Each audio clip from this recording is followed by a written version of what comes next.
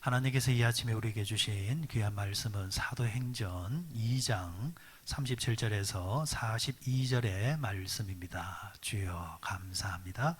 주신 말씀 함께 읽도록 합니다. 그들이 이 말을 듣고 마음에 찔려 베드로와 다른 사도들에게 물어 이르되 형제들아 우리가 어찌할꼬 하거늘 베드로가 이르되 너희가 회개하여 각각 예수 그리스도의 이름으로 세례를 받고 죄사함을 받으라. 그리하면 성령의 선물을 받으리니 이 약속은 너희와 너희 자녀와 모든 먼데 사람 곧 주 우리 하나님이 얼마든지 부르시는 자들에게 하신 것이라 하고 또 여러 말로 확정하며 권하여 이르되 너희가 이 패역한 세대에서 구원을 받으라 하니 그 말을 받은 사람들은 세례를 받음에 이 날에 신도의 수가 3천이나 더하더라.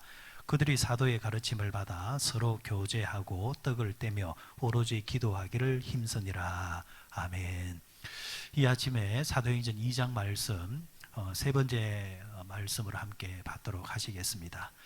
오늘 주제를 통해서 특별히 회개하는 것과 그리고 세례가 어떤 의미를 가지고 있는가 함께 나누도록 하시겠습니다. 이 말씀은 어제 이어지는 말씀이라 볼 수 있겠죠. 여러분 어제 말씀을 통해서 우리가 복음을 듣고 말씀을 이제 듣는 이 행위, 그러므로 통해서 구원을 깨닫는다라는 거, 말씀을 깨닫는다라는 것은 전하는 자나 아니면은 그것을 듣는 자의 이해력이나 학력의 수준에 달린 것이 아니라 말씀을 드렸습니다. 모든 것이 하나님의 주권입니다. 성령의 역사입니다. 하나님의 말씀은 영적인 것이요, 영적인 것은 영적인 것을 풀어라 했습니다. 그죠? 그러니까 영적인 깨달음이 있어야 된다라는 거. 영적인 깨달음은 하나님이 주시는 것입니다. 그래서 그런 의미에서 오늘은 복음을 받아들인 자들, 하나님의 말씀을 받아들인 자들이 어떻게 반응을 보이고 있는가라는 것을 보면서 계속해서 말씀을 나누도록 하시겠습니다. 오늘 37절 말씀을 보시면은 그들이 이 말을 듣고 마음에 찔려 베드로와 다른 사도들에게 물어 이르되 형제들아 우리가 어찌할꼬 하거늘. 자, 복음을 들은 자들에 대한 반응이 지금 나타나고 있습니다. 형제들아 우리가 어찌할꼬 하거늘. 베드로요, 우리가 그러면 어떻게 되겠습니까? 쉽게 말해서 당신의 말씀을 듣고 보니까 우리가 지금까지 흑암 속에 살았다라는 것을 깨달아졌습니다. 이제 빛 가운데로 나가려고 한다면은 당신 말처럼 예수를 믿어야 우리가 구원을 받을 수 있다고 했는데, 그러면 구체적으로 어떻게 해야, 어떻게 행동으로 옮겨야 됩니까? 방법에 대해서 지금 묻고 있는 것입니다. 자, 그러자 베드로가 38절로 통해서 그 대답을 해줍니다. 어쩌면은 이 38절은 베드로의 긴 설교의 가장 핵심 구절이고 주제를 담고 있다 하겠습니다. 베드로가 이르되 너희가 회개하여 각각 예수 그리스도의 이름으로 세례를 받고 죄사함을 받으라. 그리하면 성령의 선물을 받으리라. 우리가 어찌해야 됩니까? 베드로의 대답은 한마디로 말해서 회개해라. 회개해서 예수 그리스도 이름으로 세례를 받고 그리고 죄사함을 받으라는 것입니다. 이렇게 하면은 구원의 문제가 해결된다라는 것이죠. 자, 그런데 문맥을 가만히 보면은 베드로의 대답을 보게 되어지면은 구원을 받는 방법, 순서를 지금 제시하고 있죠.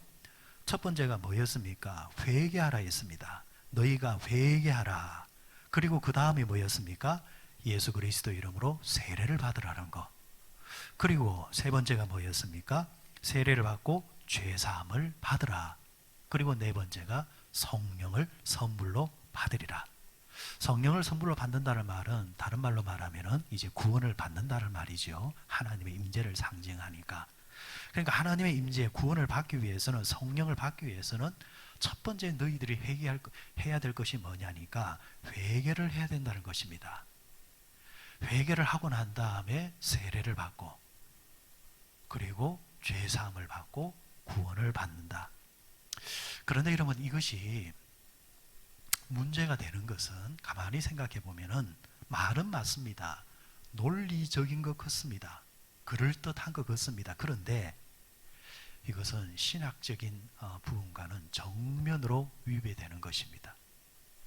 성경에서 말씀하시는 이 신학적으로 말하는 이 순서는 사실은 이 순서와 전혀 맞지 않는 것입니다. 그래서 이 말씀은 한글 성경에는 이렇게 주어졌지만은 성경 원문에 보면은 사실은 순서가 조금 바뀌었다는 것을 보게 됩니다. 원문의 말씀이 신학의 말씀과 정확하게 일치를 합니다. 자, 어렵게 이야기할 필요 없이 여러분 이렇게 한번 생각해 보십시오. 지금 여러분 앞에, 우리 앞에 시체 한 구가 있습니다. 시체를 보고 우리가 이렇게 말합니다. 너 회개해야 돼. 너 회개해야 구원을 받을 수 있어. 자, 그러면 여러분, 시체가 회개하는 말에 그 말을 듣고 회개를 할 수 있습니까? 없습니까?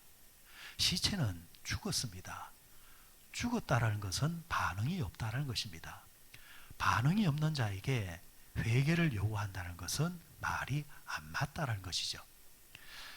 다시 말해서 오늘 본문에서 우리말 성경처럼 회개하면은 죄 사함을 받을 수 있다. 회개하면은 세례를 받을 수 있다. 그러면은 구원을 받을 수 있다. 이 말은 성립이 되지 않는다라는 겁니다. 하나님을 떠나 있는 자들은 모두 영적으로는 죽은 자와 같은 것입니다. 시체입니다. 반응이 없습니다. 감각이 없습니다. 감각이 없는 자에게, 영적인 생명이 없는 자에게 영적으로 회개를 해라, 영적으로 반응을 해라, 말이 맞지 않다라는 것입니다. 그러면 우리가 어떻게 회개할 수 있습니까? 그것은 성령이 우리 안에 들어오셔야, 하나님이 우리에게 찾아와 주셔야 우리 안에 잠자고 있는 영이 깨어나는 것이죠. 하나님을 향해서 반응할 준비가 된다는 것입니다. 그러니까 죄사함을 받고 성령이 오시는 것이 아니라 성령이 오셔야만 우리가 깨닫는 역사가 일어나고, 성령이 오셔야만 우리가 회개하는 역사가 일어나게 되고, 성령이 오셔야만 우리가 세례를 받고, 성령이 오셔야만 우리가 회개를 통해서 구원을 받게 된다라는 말씀입니다. 그렇습니다, 여러분. 보십시오. 오순절 다락방에 모여서 사람들이 기도할 때에 그들이 죄 사함을 받고 기도한 것이 아니죠. 기도할 때에 성령이 오신 것입니다. 성령이 오시니까 그들에게서 회개의 역사가 일어나는 것입니다. 오늘의 본문의 문맥도 똑같은 것입니다. 성령께서 베드로의 설교를 통해서, 하나님의 말씀을 통해서 역사하자 그 말씀을 듣고 있는 자들이 귀가 열리고 영이 열릴 때에, 성령이 그들에게 임재될 때에 그들에게 입에서 나오는 것이 뭐냐면은, 그러면 우리가 어떻게 되겠습니까? 이미 그들은 복음을 받아들일 준비가 되었다라는 것입니다. 어떤 말씀을 하시더라도 그 말씀을 따르겠다라는 것입니다. 다시 말해서 이미 그들에게서 성령의 역사와 성령의 반응이 시작이 되었다는 것입니다. 누가 회개를 하느냐? 성령의 임재가 있는 자가 회개할 수 있습니다. 여러분, 신앙생활을 하는 원리도 똑같습니다. 우리가 성령으로 충만하다, 지금 내 영이 깨어있다라는 것은 날마다 하나님 성전에 와서 예배 드릴 때마다 자신을 돌아보면서 회개하는 그 열심이 일어나게 되어 있습니다. 그 사람에게서 영이 죽어 있다, 영이 식어 있다, 성령이 식어 있다, 성령이 소멸되어 있다는 것은 죄에 대한 반응이 전혀 없다는 것입니다. 무엇 때문에 회개해야 되느냐? 무슨 죄를 지었기에 회개해야 되느냐? 이런 식이라는 거죠. 그러나 성령이 임재하게 되어지면은 생각지도 못한 자신의 안에 있는 더러운 것과 나쁜 것과 하나님과의 관계 속에서 어그러진 것들이 자꾸 보이기 시작하고 깨달아지면서 회개하는 자리로 나가게 되어 있습니다. 성 어거스틴은 회개를 할 때, 회개론에서 자신의 죄를 고백할 때 어디까지 고백했느냐 하니까, 회개하다 보니까 그 어린 날, 어린아이가 엄마의 젖을 발 때 무슨 생각이 있겠습니까? 그런데 어거스틴은 어떤 죄를 고백하느냐 하니까, 내가 어머니 젖을 발 때에 어머니가 얼마나 아팠겠습니까? 그 죄까지 회개하더라는 겁니다. 여러분, 이처럼 성령이 충만하면 충만할수록 자기 자신을 돌아보게 되어 있고, 하나님 앞에서 조금이라도 흠이 있는 것이 있나 없나 성찰하면서 하나님 앞에 나아가는 자세가 된다라는 것이죠.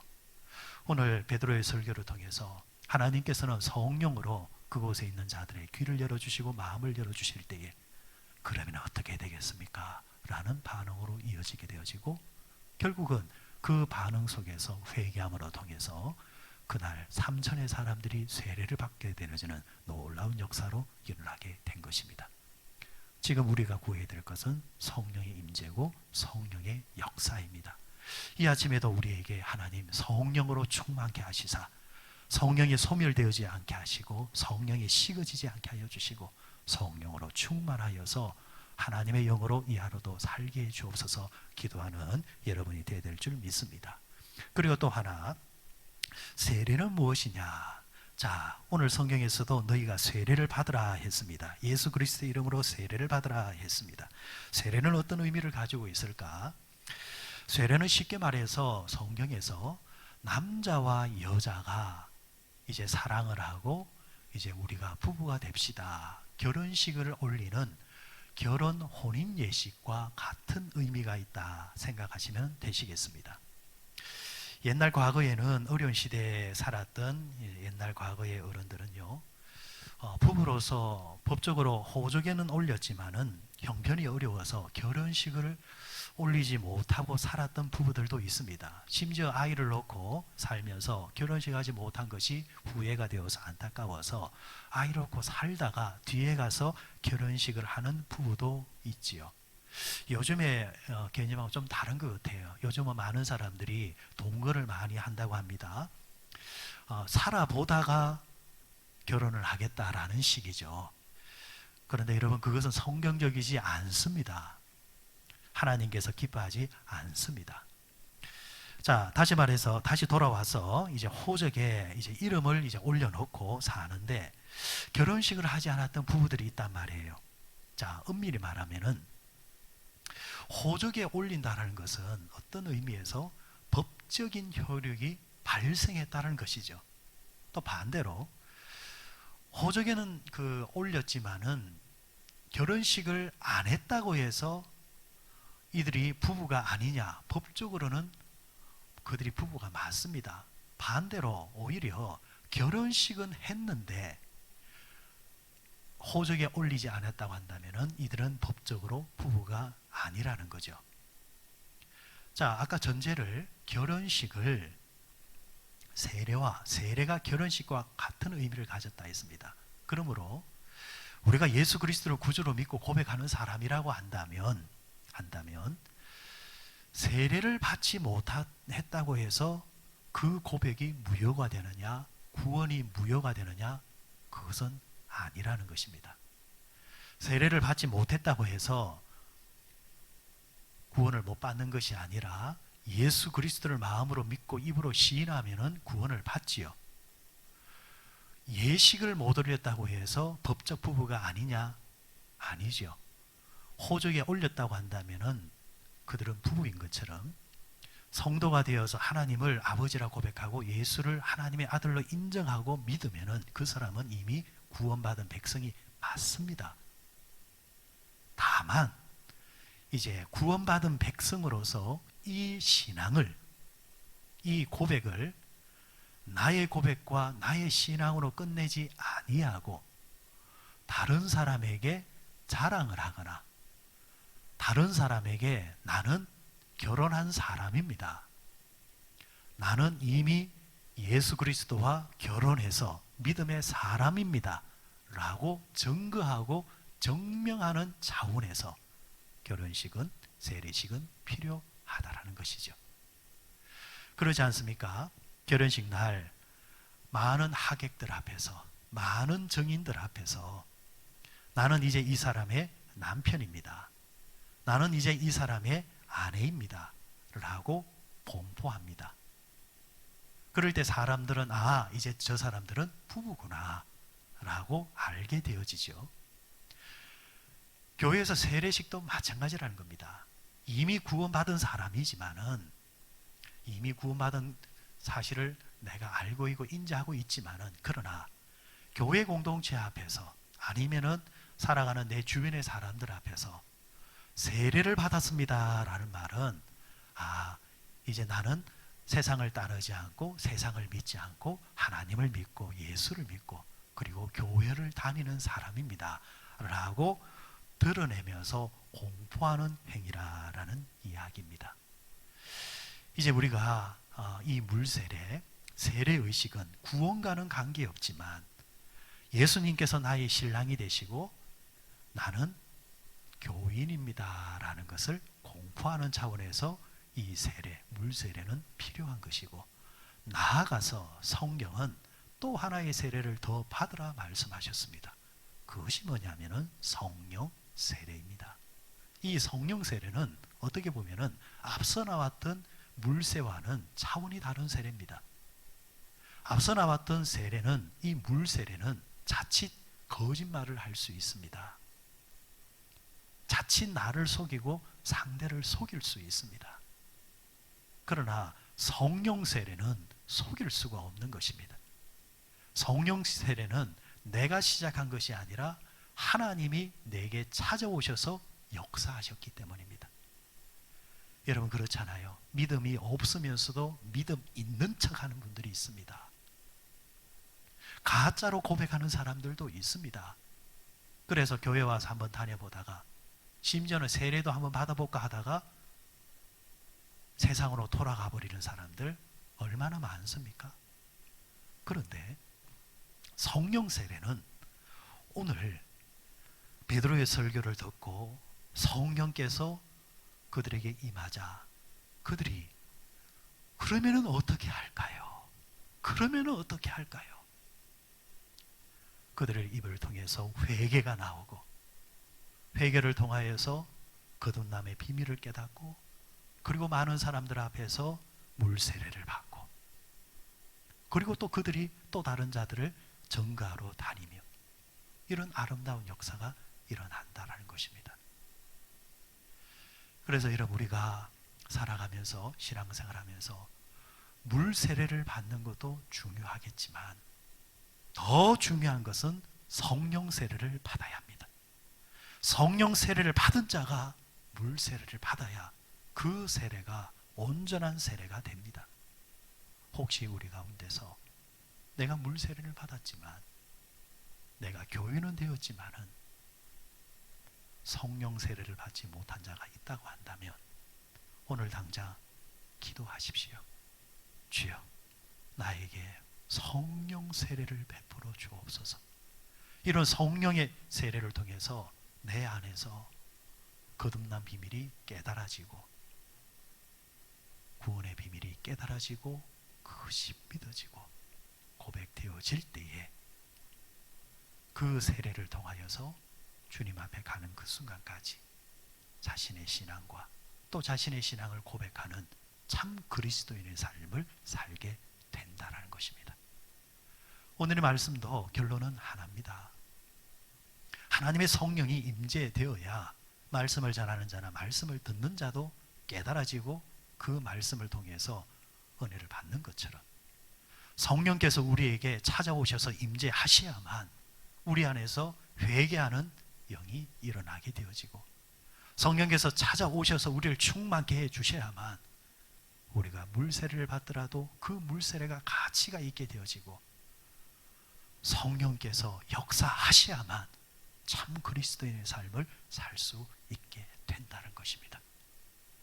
여러분, 오순절에 임하셨던 그 성령으로 통해서 120명의 성도들이 참 그리스도인이 되고, 사도 베드로가 성령으로 충만해서 성령으로 말씀을 전할 때에 그 듣는 회중이 성령으로 충만하게 될 때에 그날에 회개하고 세례받는 수가 3,000이 더하더라. 이 놀라운 역사가 일어나게 된다는 것이죠. 이 아침에 다시 한 번 더 기도하십시다. 성령님, 우리 안에 임재하시고 충만케 하여 주시사 예수 그리스도의 신부로서 살아갈 수 있는 자가 되게 하시고, 성령의 능력이 이 하루도 우리를 인도해 주옵소서. 기도하셔서 이 하루도 성령으로 충만한 하루 되시기를 주님의 이름으로 축원드립니다.